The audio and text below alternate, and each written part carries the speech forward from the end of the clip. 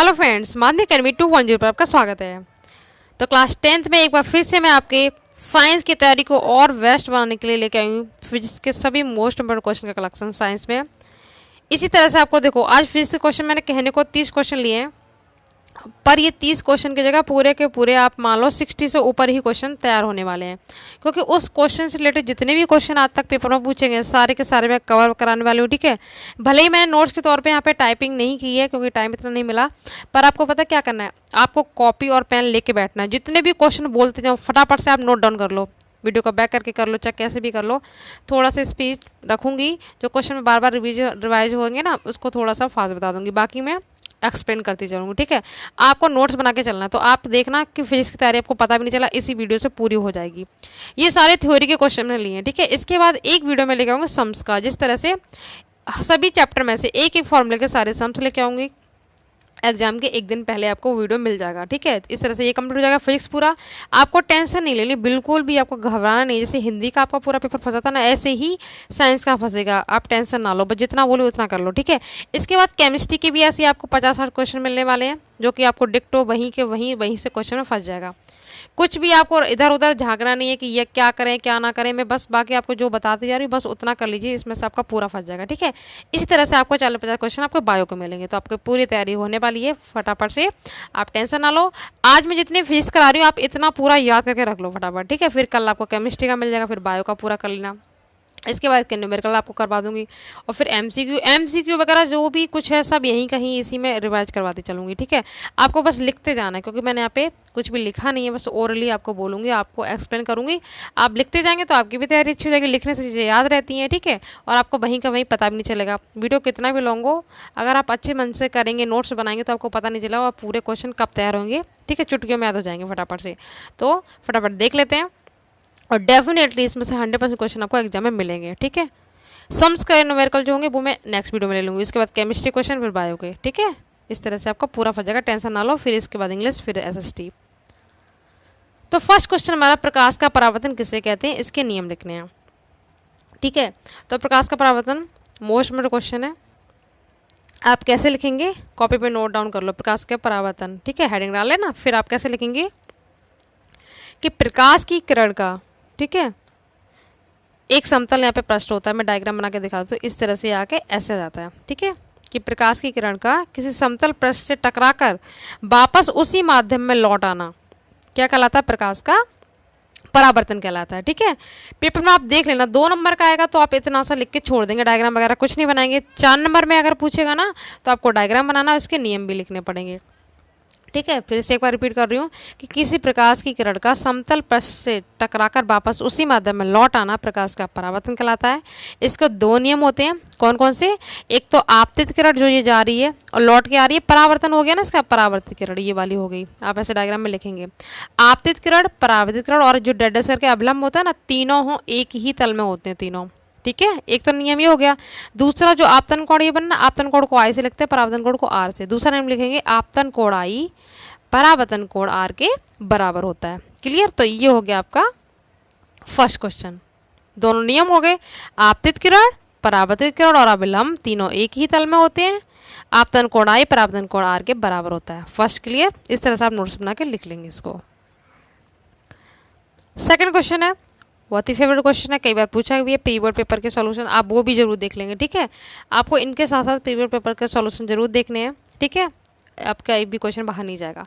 प्रकाश का परावर्तन किसे कहते हैं, कि जब कोई प्रकाश की किरण एक पारदर्शी माध्यम से, जैसे कोई एक माध्यम है यहाँ से कांच का, इधर जल का है, जब कोई प्रकाश की किरण एक पारदर्शी माध्यम से दूसरे माध्यम में जाती है, ठीक है, दूसरे पारदर्शी माध्यम ले लो या नॉर्मल माध्यम में जाती है, तो अपने मार्ग से थोड़ा सा विचलित जाती है।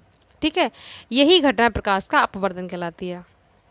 हो गया ना याद, कि जब कोई प्रकाश की किरण एक माध्यम से दूसरे माध्यम में जाती है तो थोड़ा अपने मार्ग से विचलित जाती है, यही घटना प्रकाश का अपवर्तन कहलाती है।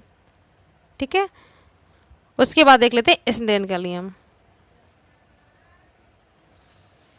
इसे कैसे लिखेंगे, किन्हीं 2 माध्यमों के लिए एक ही रंग के प्रकाश के लिए आपतन कोण की जिया ऐसे लिखेंगे, जिया इंग्लिश में इसको साइन कहते हैं, ऐसे साइन, वो साइन कॉन्स्टेंट नहीं, ये वाला साइन। ठीक है, किन्हीं 2 माध्यमों के लिए एक ही रंग के प्रकाश के लिए आपतन कोण की जिया अपवर्तन कोण की जिया, अपवर्तन कोण की जिया मतलब आर, ठीक है, का अनुपात जो होता है वो नियतांक होता है, मतलब साइन आई अपॉन आर।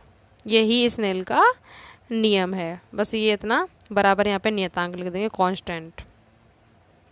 ठीक है, दो माध्यमों के लिए एक ही रंग के प्रकाश के लिए आपतन कोण की जिया आई, अपवर्तन कोण की जिया आर के अनुपात का क्या होता है, नियतांक होता है। ये इसका स्नेल का नियम हो गया।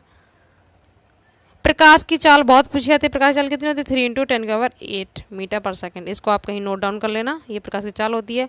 प्रकाश से गुण पूछा जाता है, प्रकाश हमेशा सीधी रेखा में चलता है, सीधी रेखा में गमन करता है। ये ट्रू फॉल्स में पूछा गया। अच्छा, वन लाइन क्वेश्चन में कौन कौन सा पूछा जाता है, समतल पर की फोकस दूरी कितनी होती है, तो अनंत होती है। फोकस दूरी और वक्रता में संबंध बहुत ज़्यादा पूछा गया, F = R/2। ये सवाल जो मैंने आपको करवाए थे न्यूमेरिकल वाले पार्ट में मिलेंगे। ठीक है, ये इस तरह से सवाल एक आएगा, वो आप कर ही लेंगे 100%। मैंने बहुत अच्छे से करवा रखा है इसको। और एक पूछा जाता है कि उत्तल दर्पण से जो प्रतिबिंब बनता है वो कैसा होता है, तो उत्तल दर्पण से जो प्रतिबिंब बनता है आप लिख लेना कहीं पे अलग से, आभासी और सीधा बनता है उत्तल लेंस से। ठीक है, और अवतल लेंस के अगर पूछेगा तो आभासी, सीधा व छोटा, ध्यान रखना इसको। ठीक है, उत्तल लेंस में बोलेगा तो आभासी व सीधा, और अवतल लेंस में बोलेगा तो आभासी, सीधा, छोटा। ये आप ध्यान रखना। समतल पर की फोकस दूरी अनंत होती है, संबंध मैंने आपको बता ही दिया।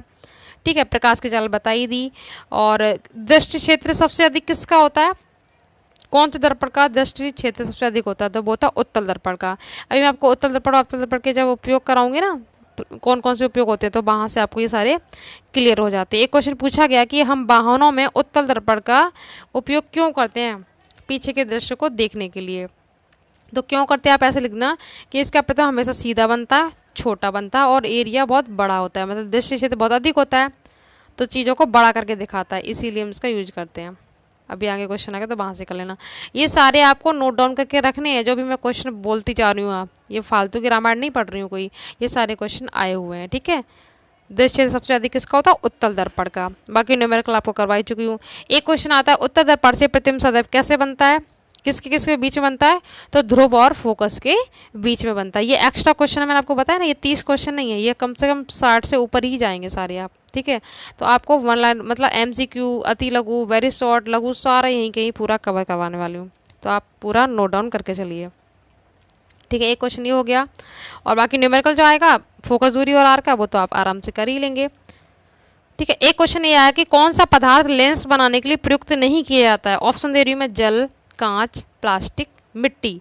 इन चारों में से किसका उपयोग लेंस बनाने में नहीं होता है, तो जल का भी होता है, कांच का भी होता है, प्लास्टिक का भी होता है, मिट्टी का उपयोग नहीं होता है। ठीक है, ये आप ध्यान रखना। एक क्वेश्चन MCQ में सुन लो, ये बोला कि अवतल दर्पण द्वारा प्रतिबिंब आभासी, सीधा और बड़ा बनता है, तो वस्तु की स्थिति कहाँ होनी चाहिए, तो आप लिखेंगे दर्पण के ध्रुव और फोकस के बीच। ये MCQ में है, ध्रुव और फोकस के बीच में रहेगी, ध्यान रखना इसको। ठीक है, ये हो गया। लेंस पूछा था, लेंस किसे कहते हैं, तो आप क्या करेंगे, लेंस में आप लिखना कि दो पृष्ठों से घिरा हुआ एक पारदर्शी माध्यम जिसका एक या दोनों पृष्ठ गोलीय होते हैं वो लेंस कहलाता है। और लेंस दो प्रकार के होते हैं, उत्तल लेंस, अवतल लेंस। ठीक है, दो पृष्ठों से घिरा हुआ एक पारदर्शी माध्यम जिसका एक या दोनों पृष्ठ कैसे होंगे, गोलीय होते, तो वो लेंस कहलाता है। कभी कभी पूछ लेता लेंस किसे कहते हैं, कितने प्रकार होता है, ये दो प्रकार के होते हैं, उत्तल लेंस, अवतल लेंस। एक भी क्वेश्चन आपका छूटेगा नहीं। ठीक है, ये आप ध्यान रखना। और एक पूछा था कि क्रांति कोण अपवर्तनांक में संबंध क्या है, तो आप क्या लिखेंगे संबंध में, 1 n=1/sin। ये भी आगे आगे तो आपको लिखवा दूंगी। ठीक है, अभी फटाफट जिस क्वेश्चन पे थे हम वहाँ पे आ जाते हैं। संबंध अगर पूछा जाए तो आप ऐसे लिखेंगे n=1/sin c। सी यहाँ पे क्रांति कोण है, तो ये अपवर्तनांक और क्रांति कोण में संबंध होता है। ठीक है, क्रांति कोण और अपवर्तनांक में, जैसे मैंने आपको बताया था ना फोकस दूरी और उसमें संबंध, आगे भी क्वेश्चन आएगा तब वहाँ से कर लेना। ये हो गया। अब देखो इसमें बहुत सारे क्वेश्चन हो गए। अब 4th नंबर देखो, वर्ड विक्षेपण किसे कहते हैं। ये प्रिज्म होता है, आपने डायग्राम में देखा होगा, यहाँ से कोई स्रोत रखा होता है, यहाँ से ये रेज निकलती हैं 7 कलर में, यहाँ पे ये पट्टी प्राप्त होती है। विबग्योर, सही क्रम क्या है इसका, विबग्योर। यहाँ से बहुत सारे क्वेश्चन बनते हैं। ठीक है, वर्ड विक्षेपण क्या होता है कि किसी प्रकाश किरण का श्वेत प्रिज्म से, श्वेत प्रकाश की किरण का प्रिज्म से गुजरने के बाद 7 रंगों में विभाजित हो जाना वर्ड विक्षेपण कहलाता है। ठीक है, आप लिख लेंगे। अपनी भाषा में, अपनी लैंग्वेज में लिख लेंगे कि किसी प्रकाश की किरण का, श्वेत प्रकाश की किरण का प्रिज्म से गुजरकर 7 रंगों में विभाजित हो जाना वर्ण विक्षेपण कहलाता है। और जिस पट्टी पर ये रंग प्राप्त होते हैं उसे स्पेक्ट्रम कहते हैं। पेपर में आता है स्पेक्ट्रम किसे कहते हैं, तो आप लिखना कि जिस पट्टी पे ये कलर प्राप्त होते हैं ना उसी को स्पेक्ट्रम बोलाता है। सही क्रम क्या है बेबी और, ठीक है। यहाँ से क्वेश्चन एक तो सही क्रम पूछ लेता है, ध्यान रखना इसको। और जो भी रंग से रिलेटेड क्वेश्चन आएगा तो वो वॉयलेट मतलब बैगनी और लाल कलर में पूछा जाता है। बाकी कलर आप आंख बंद करके आराम से दो ऑप्शन तो आप एलिमिनेट कर देंगे, बाकी लाल और बैगनी में कंपेयर चलता है। तो इसके क्वेश्चन कौन कौन से बनेंगे वो देख लेते हैं, ठीक है। एक तो पूछा जाता है, कॉपी पे लिखते चलना, क्योंकि अब जो मैं क्वेश्चन 3-4 क्वेश्चन पूछूंगी बहुत ही कंफ्यूजिंग होते हैं, पर उसमें आपको कंफ्यूजन नहीं रहना। एक याद कर लो, एक उसका उल्टा करते आना। पहला क्वेश्चन मैं बोल रही हूँ, कांच का अपवर्तनांक अधिकतम होता है किस रंग के लिए, ठीक है। ऐसे ऑप्शन में आएगा कांच का अपवर्तनांक अधिकतम होता है, कई बार पूछा गया है। तो कांच का जो अपवर्तनांक होता है सबसे अधिकतम होता है किसके लिए, बैगनी के लिए। जो भी कलर कम होगा लाल और बैगनी में होगा, ठीक है। तो कांच का अपवर्तनांक अधिकतम होता है किसके लिए, बैगनी के लिए। तो अगर कम पूछ लेगा तो किसका हो जाएगा, लाल का हो जाएगा, ठीक है। ध्यान रखना, कांच का जो अपवर्तनांक होता है सबसे अधिक किसके लिए होता है, बैगनी रंग के लिए, ये कहीं लिख लो। और कम पूछे तो लाल के लिए। अपवर्तनांक अगर कम होता है कांच का तो किसमें, लाल के लिए। ये क्वेश्चन हो गया। अब मैं तरंग दैर्घ्य पूछ रही हूँ कि तरंग दैर्घ्य सबसे अधिक किसकी होती है, तो लाल की। लाल की तरंग दैर्घ्य सबसे अधिक होती है। अब उल्टा कर दो इसका, कम किस में होगी, बैगनी में, ठीक है। प्रकीर्णन की बात आती है, प्रकाश का प्रकीर्णन जो होता है सबसे कम किस कलर में होता है, तो लाल में, और सबसे अधिक होता है किस में, बैगनी में। तो लाल में दो चीज़ अधिक हो गई, क्या क्या, तरंग दैर्घ्य लाल की अधिक है, ठीक है। और प्रकीर्णन क्या था, लाल में कम होता है पर बैगनी में अधिक है, ठीक है, ध्यान रखना। और ये क्वेश्चन आता है कि खतरे के सिग्नल लाल रंग के क्यों बनाए जाते हैं, तो इसीलिए बनाए थे, आप लिख देना खतरे के सिग्नल लाल रंग के इसलिए बनाए थे क्योंकि लाल रंग का प्रकीर्णन सबसे कम होता है, बैगनी का अधिक होता है, ठीक है। तो यहाँ से 4-5 क्वेश्चन बहुत ही कंफ्यूजिंग होते हैं, आपको ध्यान रखना। कांच का अपवर्तनांक अधिकतम होता है बैगनी के लिए, कम इसका उल्टा कर दो लाल, ठीक है। और तरंग दैर्घ्य सबसे अधिक जो होती है वो लाल की होती है और बैगनी की सबसे कम, लिखते जाओ फिर आपको याद हो जाएंगे। उसके बाद प्रकीर्णन सबसे कम होता है लाल में और प्रकाश का प्रकीर्णन सबसे अधिक पूछे तो बैगनी में। फिर एक क्वेश्चन आता है कि जब प्रकाश कांच के प्रिज्म से गुजरता है तो न्यूनतम विचलन जो होता है, सबसे कम विचलन किस कलर में होगा, तो सबसे कम विचलन होगा लाल रंग में, ठीक है। इसका प्रकीर्णन भी कम होता है, न्यूनतम विचलन भी लाल रंग का कम होता है, ठीक है, ध्यान रखना। बस क्या होता है, लाल रंग की तरंग दैर्घ्य अधिक होती है, बाकी तो अभी कम ही कम आ रहा है, ठीक है। लाल रंग की जो तरंग दैर्घ्य होती है वो कम होती है, ठीक है। और कांच का अपवर्तनांक भी कम होता है। दो चीज़ें आपको कम में मिल गई, कौन कौन सी, कांच का अपवर्तनांक लाल का कम होता है, ठीक है। और लाल का प्रकीर्णन जो होता है, प्रकाश का प्रकीर्णन होता है वो भी लाल रंग का कम होता है। 2 क्वेश्चन हो गए। और सर्वाधिक विचलन अगर पूछा जाए तब आप क्या करेंगे, सर्वाधिक विचलन बैगनी रंग का होता है, ठीक है। तो आप कॉपी पे एक तरफ से लिख लो, लाल लाल को याद कर लो, उसका उल्टा बैगनी कर देना, ठीक है। अब कांच का अपवर्तनांक सबसे कम लाल में, प्रकाश का प्रकीर्णन सबसे कम लाल में, ठीक है। और न्यूनतम विचलन सबसे कम किसमें होता है, लाल में। ये 3 क्वेश्चन कर लो, उसको उल्टा आप बना लेना। इस तरह से आप ये सारे क्वेश्चन पूछे हुए मोस्ट इंपोर्टेंट पूछे भी जाएंगे और आपके पेपर में भी जरूर पूछा जाएगा इसमें से, ठीक है, ये ध्यान रख लेना। इस पर 10 की न्यूनतम दूरी कितनी होती है, 25 सेंटीमीटर, आपको बता चुकी हूँ, ठीक है। दूरबिंदु कहाँ बनता है, अनंत पे बनता है। नेत्र लेंस कैसा होता है, अभिसारी होता है। अभिसारी का मतलब होता है कि उत्तल लेंस, ये भी क्वेश्चन देखो जो जो माइंड में आ रहा है सब बताती जा रही हूँ आपको, इससे बाहर नहीं मिलेगा। पूछा था कि अभिसारी कौन सा होता है, उत्तल अभिसारी होता है। क्यों, क्योंकि सारी किरणों को जो एक बिंदु पे मिला लेता है, यहाँ पे ये हो गया हमारा उत्तल लेंस अभिसारी। और नेत्र लेंस जो हमारा होता है वो भी अभिसारी होता है, मतलब उत्तल लेंस।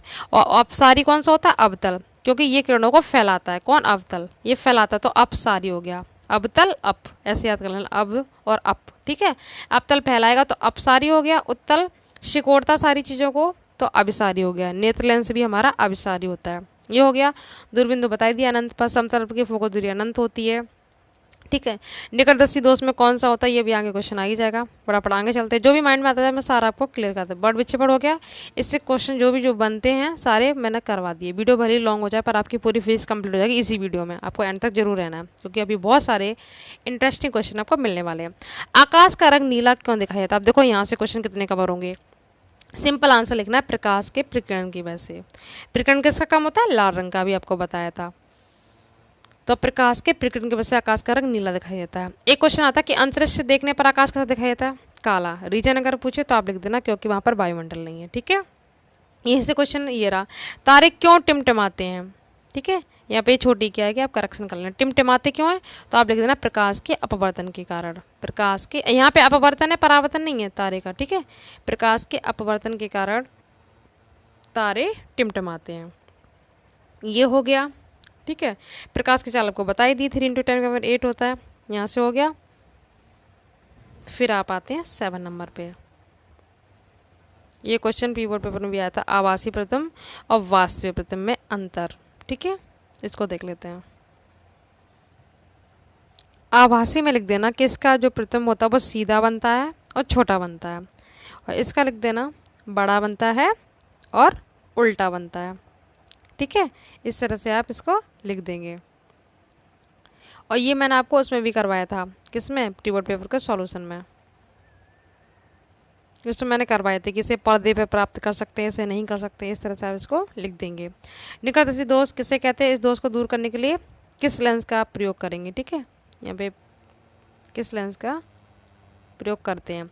तो कई बार बता चुकी हूँ मैं इसको कि ये नाम की अपोजिट होती है। निकट तो बोल दिया पर इसमें पास की वस्तु दिखाई थी, दूर की नहीं। और ट्रिक मैंने बताई निया, मतलब निकट में अवतल लेंस यूज करते हैं। ठीक है, इससे दूर। और जो प्रतिबिंब होता है इसमें पूछ लेता कि अगर कोई व्यक्ति निकटवर्ती दोष से पीड़ित है तो उसका जो प्रतिबिंब है वो कहाँ बनेगा? रेटिना के आगे या पीछे? तो निकट में क्या होता है? रेटिना के आगे बन जाता है, रेटिना के आगे। ये एमसीक्यू का क्वेश्चन है, मैं यहाँ पे क्लियर करा दूँ कि रेटिना के आगे प्रतिबिंब बनता है निकटदर्शी में, और दूरदर्शी में पूछे तो रेटिना के पीछे बनेगा। ठीक है, दूरदर्शी दोष की परिभाषा आप आराम से लिख रहे हैं। इसमें दूर की वस्तु दिखाई देती है, पास की नहीं देती हैं। और इसमें इसको दूर करने के लिए किसका करते हैं? उत्तल लेंस का प्रयोग करते हैं। इसमें प्रतिबिंब कहाँ बनता है? रेटिना के पीछे। दूर से याद करो, पीछे मतलब पीछे बनता है दूरदर्शी में। ठीक है, ये हो गया। लेंस की क्षमता के सवाल आते हैं 2 नंबर का। मात्रक आपका क्या होता है? Dioptre, D for dioptre. ठीक है, और परिभाषा पूछिए क्षमता की तो आप लिख देना ये फोकस दूरी की व्युत्क्रम के बराबर होती है। क्यों? क्योंकि P बराबर फॉर्मूला क्या होता है? 1/f। ये फोकस दूरी के व्युत्क्रम के बराबर होती है। और सेंटीमीटर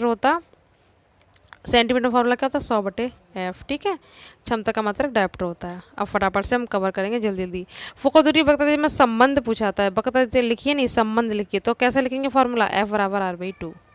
फोकस इसकी आधी होती है और r बराबर भी क्या होता है? 2 × f। कोई भी आप एक फॉर्मूला लिख देना इसमें, ये होता है संबंध। ठीक है, फिर उत्तल दर्पण और अवतल दर्पण के आपको क्या करने हैं? उपयोग। ठीक है, बहुत ही इंपॉर्टेंट क्वेश्चन है। उत्तल दर्पण के और अवतल के आप आराम से कर लेंगे, दो आपको लिख देने हैं। उत्तल लेंस क्या होता है? अभिसारी, अवतल होता है अपसारी। तो देखो, सड़क और गलियों में जो लैंप लगे होते हैं उसमें उत्तल दर्पण का यूज होता है। किसका?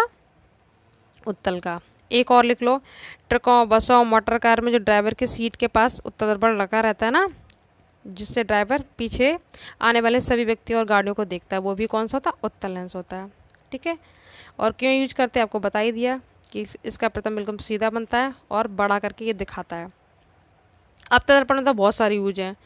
जो आँख, कान, गले के डॉक्टर होते हैं ना, वो भी अवतल दर्पण का यूज करते हैं। ठीक है, और जो सेविंग वगैरह करते हैं तो उसमें भी अवतल दर्पण का यूज होता है। आप इस तरह से बना के लिख लेना। फिर विद्युत धारा किसे कहते हैं? किसी चालक में आवेश प्रवाह की दर को विद्युत धारा कहते हैं। ठीक है, इसका मात्रक एम्पियर होता है, इसे ए से लिखते हैं। यह एक अदिश राशि है और इसको मापने वाला यंत्र क्या है? अमीटर है। सारे क्वेश्चन मैंने यहाँ से आपको कवर करवा दिए। ठीक है, विद्युत धारा एक अदिश राशि है, किसी चालक में आवेश प्रवाह की दर विद्युत धारा कहलाती है, इसका मात्रक एम्पियर, इसे एमीटर से मापते हैं। विभवांतर का मात्रक वोल्ट होता है, प्रतिरोध का मात्रक ओम होता है। ठीक है, अब देख लेते हैं विद्युत चुम्बकीय प्रेरण किसे कहते हैं। इसका डेफिनेशन कैसे लिखेंगे? वह प्रक्रम जिसके द्वारा किसी चालक के परिवर्ती चुंबकीय क्षेत्र के कारण अन्य चालक में धारा उत्पन्न होती है तो वो क्या कहलाता है, विद्युत चुम्बकीय प्रेरण कहलाता है। या इसको ऐसे शॉर्ट में लिख देना, कैसे लिखेंगे आप, कि जब किसी कुंडली से संबद्ध मतलब जुड़ा हुआ, जब किसी कुंडली से संबद्ध चुंबकीय फ्लक्स में परिवर्तन होता है तो कुंडली में विद्युत भाग बल उत्पन्न हो जाता है। ठीक है, इसी घटना को विद्युत चुम्बकीय प्रेरण कहते हैं। उसके बाद देख लेते हैं चुंबकीय क्षेत्र की तीव्रता। तीव्रता को थोड़ा इस तरह से लिखा जाता है, इसके मात्रक क्या होते हैं, तो इसकी डेफिनेशन कैसे लिखेंगे आप, सिंपल भाषा में, कि चुंबकीय क्षेत्र की तीव्रता उस बल द्वारा व्यक्त की जाती है जो उस स्थान पर चुंबकीय क्षेत्र की दिशा के लंबवत रखे एकांक लंबाई के तार में एकांक प्रबलता की धारा प्रवाहित करने पर लगता है।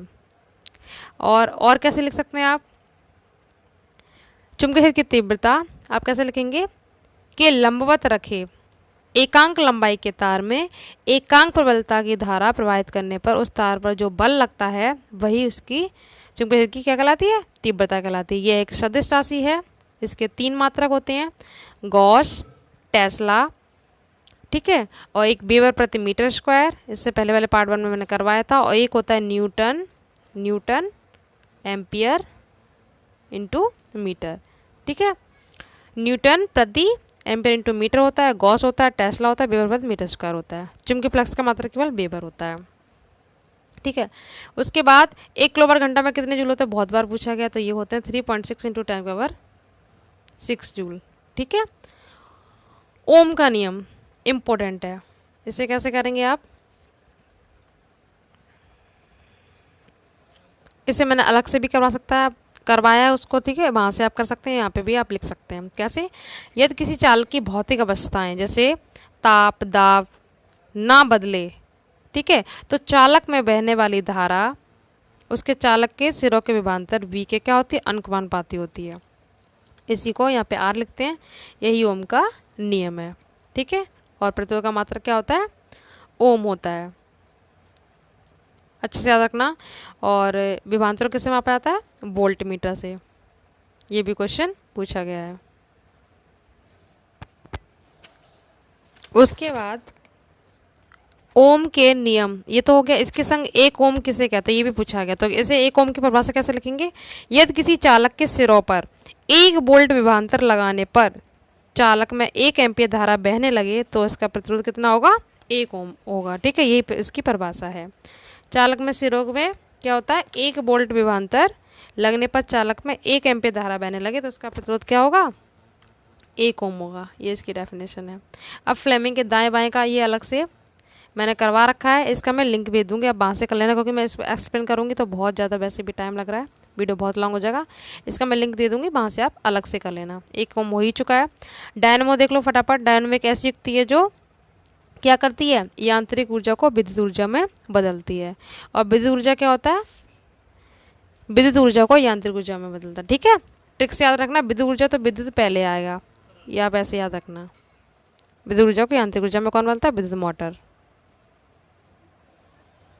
तो आप ध्यान रखना, डायनमो क्या है, डायनमो को ही विद्युत जनित्र कहा जाता है, ये भी ध्यान रखना, डायनमो को विद्युत जनित्र कहा जाता है। ठीक है, तो ये क्या है, यांत्रिक ऊर्जा को विद्युत ऊर्जा में बदलता है। और ये कौन से सिद्धांत पे कार्य करता है, इसी पे करता है, किस पे, विद्युत चुम्बकीय प्रेरण पर, जो भी मैंने आपको डेफिनेशन करवाई थी। तो ये विद्युत चुम्बकीय प्रेरण सिद्धांत पर कार्य करता है, आपको बता दिया। ठीक है, ये इतना कर लेना।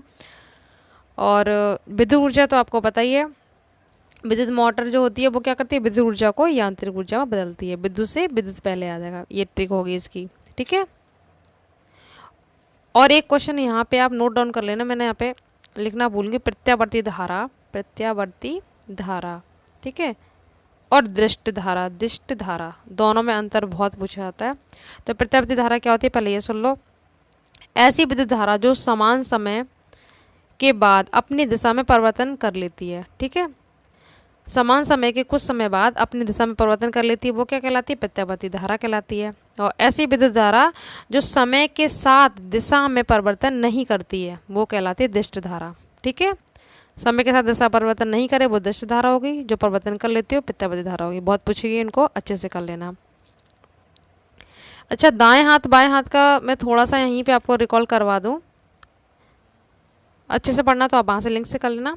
मैं शॉर्ट में क्या, दाएं हाथ के नियम से क्या होता है और बाएं हाथ के नियम से, ठीक है। दाएं हाथ के नियम से प्रेरित धारा की दिशा ज्ञात की जाती है, ध्यान रखना इसको। दाएं हाथ से क्या करते हैं, प्रेरित धारा की दिशा ज्ञात की जाती है। दाएं हाथ होता क्या है, यदि धारावाहिक चालक, ये फ्लेमिंग ने दिए थे, यदि धारावाहिक चालक को दाएं हाथ से इस प्रकार पकड़े कि अंगूठा, ठीक है, अंगूठा धारा की दिशा में हो। अंगूठा कहाँ होगा, इस तरह से ये होता है, यहाँ पे अंगूठा जो होगा वो क्या होगा, धारा की दिशा में हो, ठीक है। और शेष उंगलियां चुंबकीय बल रेखा को बताती हैं, शेष उंगलियां चुंबकीय बल रेखा की दिशा प्रदर्शित करती है। ये होता है दाएं हाथ का नियम। और बाएं हाथ का नियम क्या होता है कि यदि हम दाएं हाथ का अंगूठा इस प्रकार फैलाएं, एक मिनट रुको, ये सब हटाओ पहले। बाएं में लिखते हैं कि यदि हम बाएं हाथ की इस प्रकार फैलाएं अपने बाएं हाथ को, तो तर्जनी उंगली, बीच वाली जो होती है ना अंगूठे के बाद, चुंबकीय क्षेत्र की दिशा में हो, और बीच की जो धारा होती है वो क्या हो, धारा की दिशा में बीच वाली उंगली, और अंगूठा क्या हो, बल की दिशा बताता है, ठीक है। तर्जनी उंगली होती है जो बीच वाली चुंबकीय क्षेत्र की दिशा में होगी, बीच की उंगली धारा बताएगी और अंगूठा बल की दिशा बताएगा। ये होता है, मैं थोड़ा सा रिकॉल करवा दिया। और फटाफट से आगे बढ़ते हैं। विभवांतर का मात्रक वोल्ट होता है, प्रतिरोध का मात्रक ओम होता है। अब प्रतिरोधकता बोले जिसे रो से लिखते हैं, इसका मात्रक होता है ओम इंटू मीटर, ठीक है। किस रंग की तरंग सबसे अधिक होती है, लाल की, और कम होगी तो बैंगनी की। खतरे की संख्या लाल रंग की मैंने आपको बता दिया, क्योंकि लाल रंग का प्रकीर्णन सबसे कम होता है, इसलिए लाल रंग के बनाए थे। चुंबकीय फ्लक्स का मात्रक क्या होता है, केवल बेवर, इसे फाई से लिखते, इसका सवाल करा दूंगी मैं, ठीक है, करवा चुकी हूँ, वहाँ से देख लेना, रिवीजन करवा दूंगी। बेवर होता है केवल, और बेवर प्रति मीटर स्क्वायर किसका होता है, चुंबकीय की तीव्रता का। उसके बाद निर्वातन प्रकाश की चाल पता ही आपको 3 × 10⁸ होती है मीटर पर सेकंड। अंतरिक्ष से देखने पर बता ही दिया, काला दिखाई देता है, क्यों, क्योंकि वहाँ पे वायुमंडल नहीं होता है। उसके बाद फिर मैंने ये क्वेश्चन ले लिया 2 नंबर का, क्षमता P दे रखी है 50 डायोप्टर, तो फोकस दूरी पूछिए, तो F बराबर 1/P फार्मूला आएंगे, 1/50, 50 का यहाँ पे डिवाइड दे लो, पॉइंट लाएँ 0, अब भी नहीं जाएगा तो यहाँ पे 0, 0.02, 52 जा 100, ठीक है, तो 0.02 आंसर आ जाएगा इसका। सेंटीमीटर में हो, ध्यान रखना ऑप्शन में आएगा तो 100/, वाला लगा देंगे फॉर्मूला, 100/P, तो 100/50, तो 2 सेंटीमीटर ये आपका किस में आ जाएगा, सेंटीमीटर में। देखो ये दे रखा है यहाँ पे 100 सेंटीमीटर, तो बकते कितना होगी, यहाँ पे देखो ये अलग है, F यहाँ पे 100 है, तो R पूछा गया है, तो R डबल कर देते हैं 2 × F, तो 2 × 100 क्या हो जाएगा, 200 हो जाएगा डायरेक्ट आंसर। ये तो आपको अच्छे से रटे होंगे। फिर आता है आपका मोस्ट इम्पोर्टेंट क्वेश्चन, नेत्र की समझ क्षमता बहुत बार पूछा गया है, इसको कैसे लिखेंगे, नेत्र की आप ऐसे लिखेंगे, नेत्र लेंस की वह क्षमता जिसके कारण वह अपनी फोकस दूरी को समायोजित कर लेता है, वह क्या कहलाती है, उसकी संबंध क्षमता कहलाती है, ठीक है। नेत्र लेंस की वह क्षमता जिसके कारण वह अपनी फोकस दूरी को समायोजित कर लेता है, वह नेत्र की संबंध क्षमता कहलाती है। ये हो गया, बहुत बार पूछा गया, ठीक है। इस तरह से ये सारा मैंने करवा दिया। और एक्स्ट्रा में क्वेश्चन सुन लो जो पूछे गए कई बार। एक शक्ति में कितने वाट होते हैं, 746।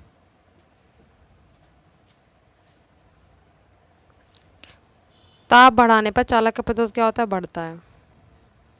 एक क्वेश्चन आया, 1 किलोवाट घंटा किसका मात्रक होता है, किलोवाट घंटा ऊर्जा का मात्रक होता है, ये भी पूछा गया है। 1 इलेक्ट्रॉन वोल्ट कितने बार होता है, तो 1.6 × 10⁻⁻19, ये ई का मान होता है। प्लस होगा तो प्रोटॉन में यहाँ पे, और इलेक्ट्रॉन होता है पर माइनस लग जाता है, ठीक है। तो ये सारे क्वेश्चन आपको अच्छे से याद कर लेना। इसका सेकंड पार्ट में आपको न्यूमेरिकल करवा दूंगी, तो पूरी फेज आपकी हो जाएगी कंप्लीट। एक क्वेश्चन इसमें आपको अलग से और याद कर लेना, विद्युत मोटर का सिद्धांत और प्रत्यावर्ती धारा का सिद्धांत। जिन लोगों को सवाल नहीं आते तो उनके वो काम आ जाएगा, ठीक है। तो वो दोनों क्वेश्चन और अलग से याद कर लेना, बाकी ये पूरी फेज होगी कंप्लीट। इसके न्यूमेरिकल मिल जाएंगे। अब कल मिलेगा आपको केमिस्ट्री का इस तरह से क्वेश्चन, फिर बायो के। तो वीडियो कैसा लगा अपना फीडबैक जरूर दें, और वीडियो को जितना हो सके शेयर कीजिए, और चैनल को सब्सक्राइब जरूर कीजिए। Thank you so much.